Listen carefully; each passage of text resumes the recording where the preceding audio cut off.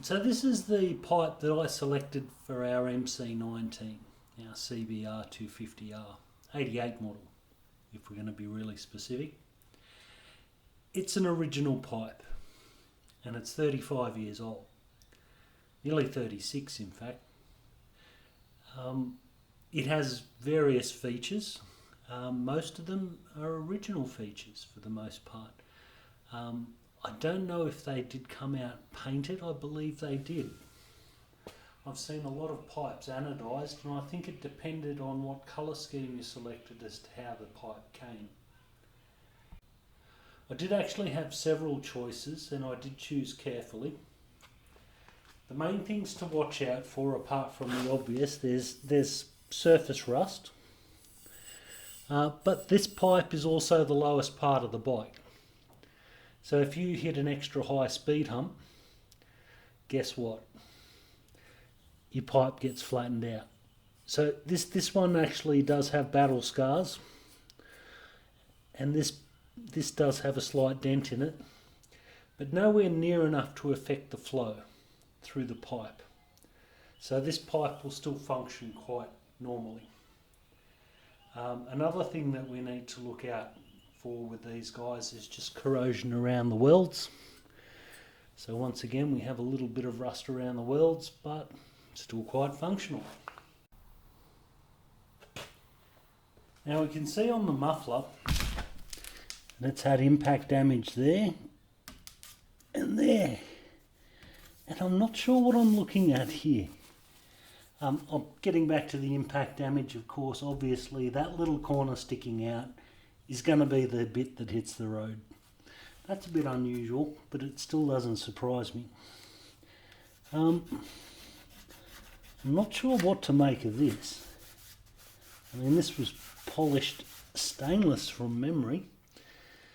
And it kind of looks like somebody's maybe painted it. Weird. Anyway, what I plan to do is just to give it a light rub back. I'm not going to go nuts with it, because you can be here for like weeks. One of the things that I don't have in my workshop, unfortunately, is sandblasting equipment, because this is one of the rare instances where I would actually use it.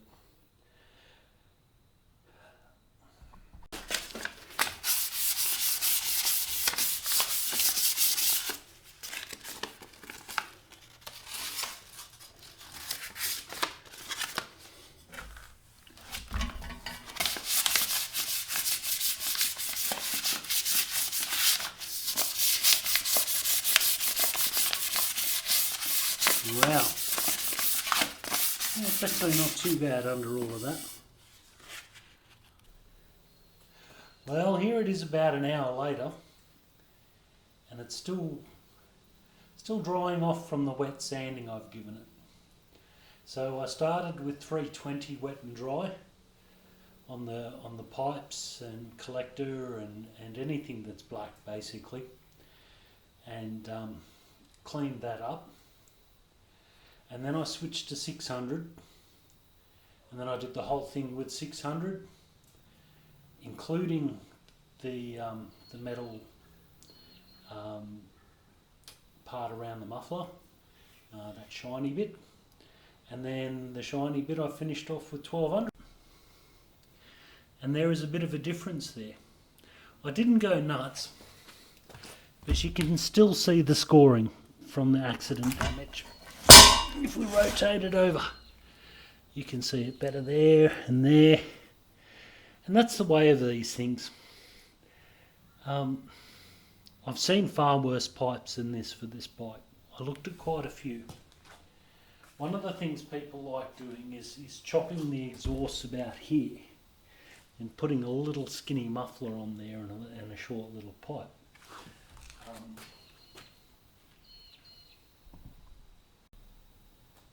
I mean, let's just do a bit of a comparison in diameters here between them. That's actually quite significant. Sure, that's a choke point, but this is open pipe here, and a muffler is what a muffler is. I mean, it's there to quieten the thing down and provide back pressure. So I feel that the bike will actually perform better with this pipe, regardless of how it looks. But I'm going to give it a week to dry. I specifically choose a week because I want it to be really dry, and I'm going to put some heat-proof paint on the black part, and the silver part I'm just going to leave as it is. Now down the track I might feel meticulous one day and come along with a tube of Autosol or similar metal polish and give that a polish up, but I don't know. I like machines to be low maintenance. This is why I'd never own a Harley.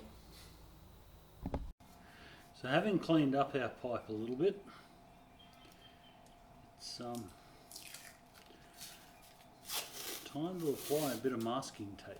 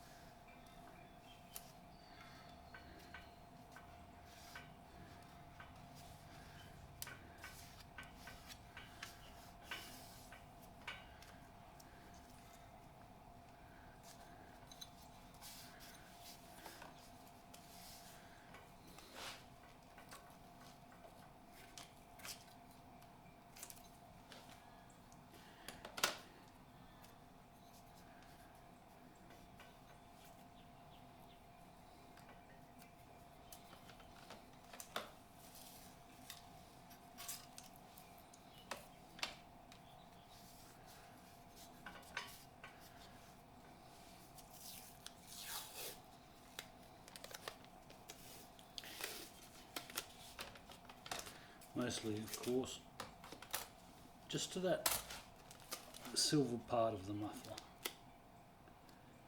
because it did sort of polish up okay. In fact, I'm pretty sure that if I sat there with some Autosol, apart from the obvious deep scoring and scratches from when the bike was dropped, I think it'd clean up all right. You know, it'd have a bit of a shine to it.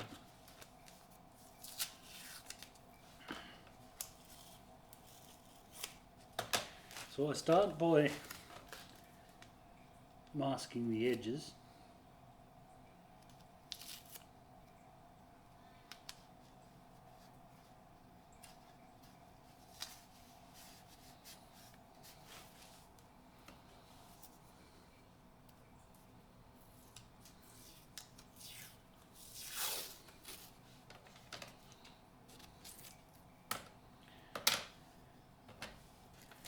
The edges get their own film of masking tape.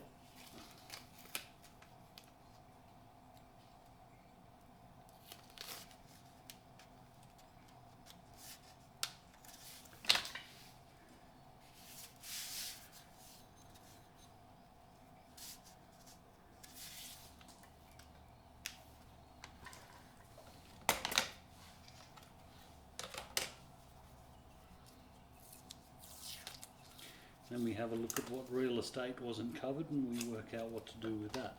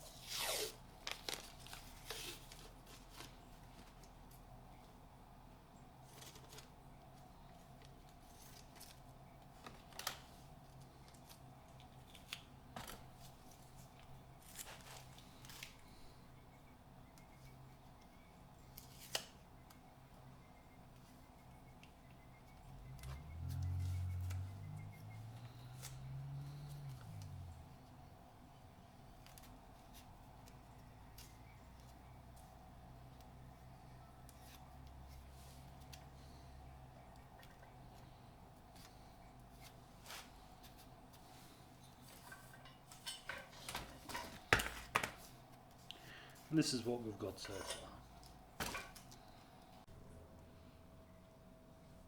So this is our masking complete on that silver little wrap that's on the muffler. I guess the next step would be to apply a little bit of wax and grease remover, like you would normally use to paint, using well, any type of paint really, enamel, acrylic or 2-pack, just to make sure this surface is relatively clean. When I say relatively clean, the cleaner it is, the better the high temperature paint will stick to it. So a bit of wax and grease remover, prep wash, call it whatever you want to call it.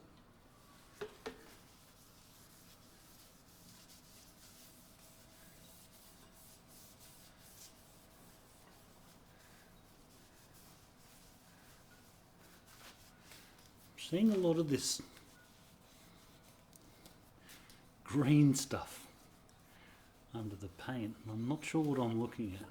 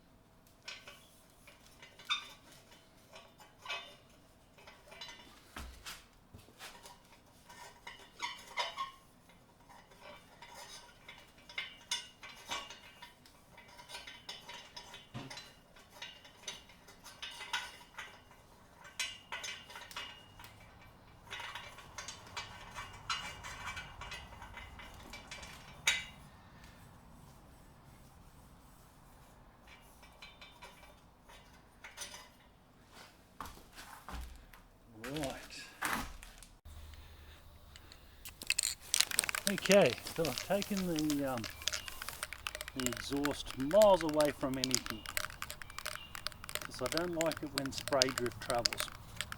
In fact, I don't even like it when I spray around a camera, because once you get spray drift on the lens, picture quality tends to suffer. So this is the paint that I've chosen. I've never used this particular one before.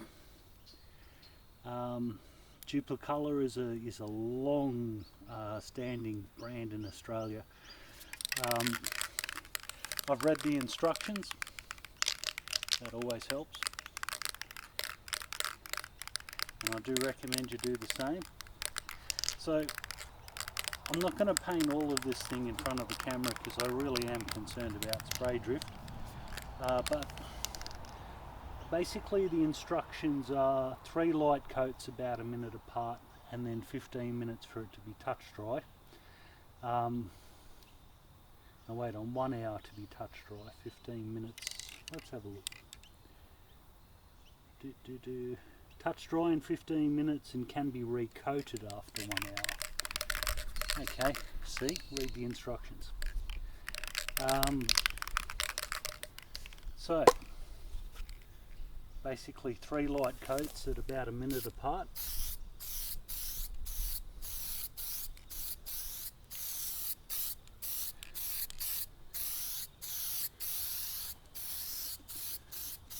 then when that 1 hour is reached, I'm actually going to flip the part around.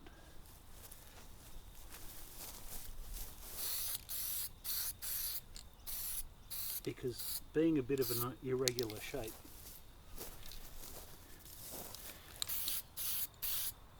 it's going to be quite difficult to get all of it. I'm not really worried about the paint getting inside the pipes themselves. These flanges, on the other hand, covering them and around them, that can get a little interesting.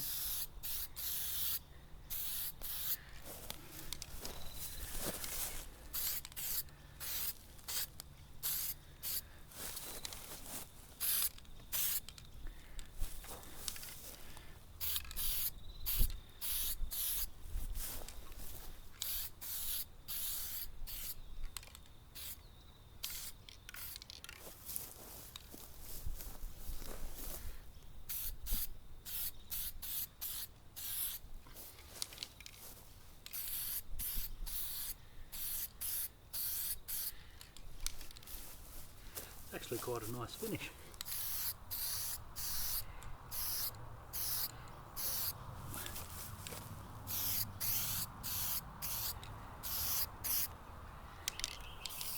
Turn it upside down and clear the nozzle.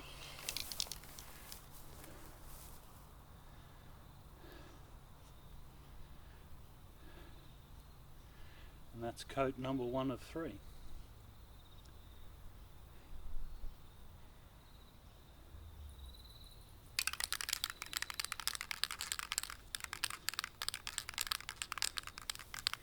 Keep shaking the can, of course, keep the paint stirred up inside the can. You should be able to hear the marble inside rattling.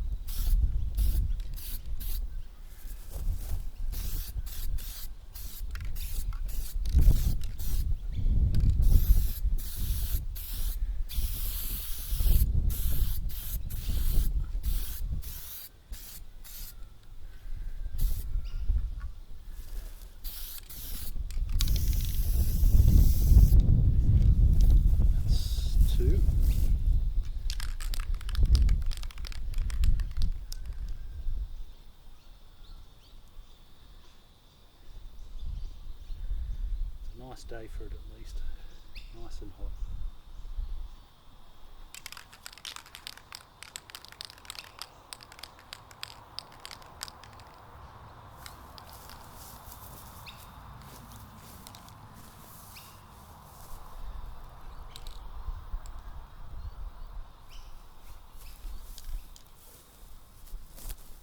Actually, I do like the finish, it's nice.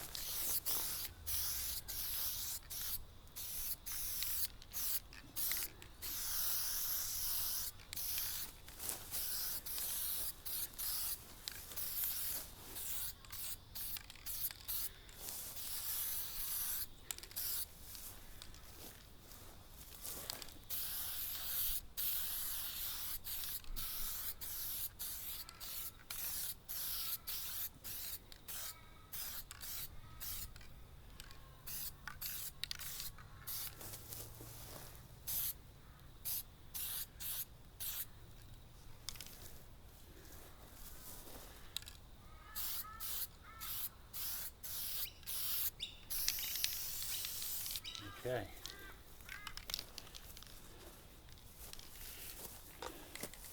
Now that will sit there for an hour.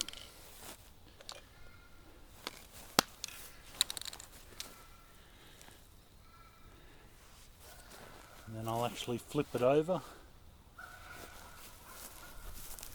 so that this face is down, and then I'll repeat the process. I'll also move these flanges as well, because we want to make sure that there's no little ring underneath them like that.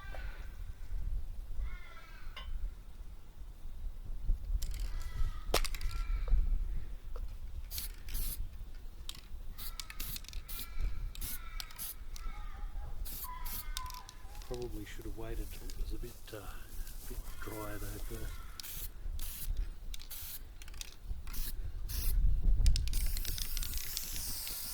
Anyway, back in an hour. So it's 2 days later, 2 days since I painted the exhaust. After it was touch dry, I left it in the sun for a little longer, just to really let it harden off. And then I brought it inside and I've let it sit for 2 days. And that's really only a deposit. Most heat-proof paints won't harden until they're heated. Another thing on the instructions for this particular paint was that if you weren't putting heat through it, basically you could bake it in an oven at 200 degrees C. Now, try as I might, it didn't fit in my oven, didn't even fit in the barbecue. So until we actually get it on the bike and heat it up, the paint's going to be a little bit on the soft side and it's going to be easy to damage. So that's just something that we need to bear in mind. So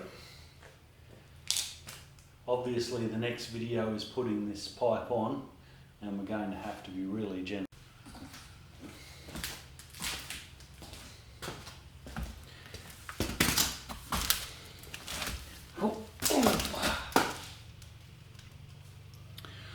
Obviously our masking has done its thing, and we can gently take it off.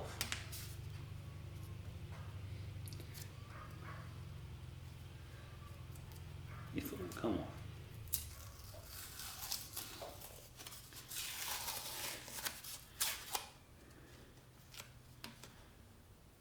I don't want to leave it on too long, or else it will actually become much more difficult to remove.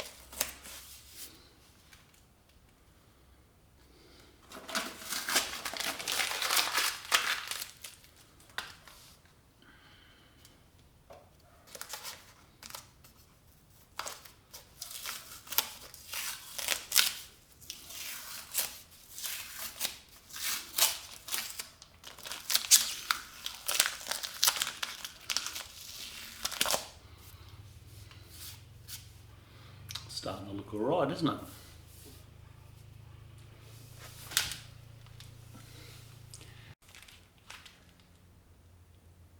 So here's our finished product. Not great, but not bad. Definitely a heck of a lot more presentable than it was before. I guess the next thing we need to do is put it on the bike.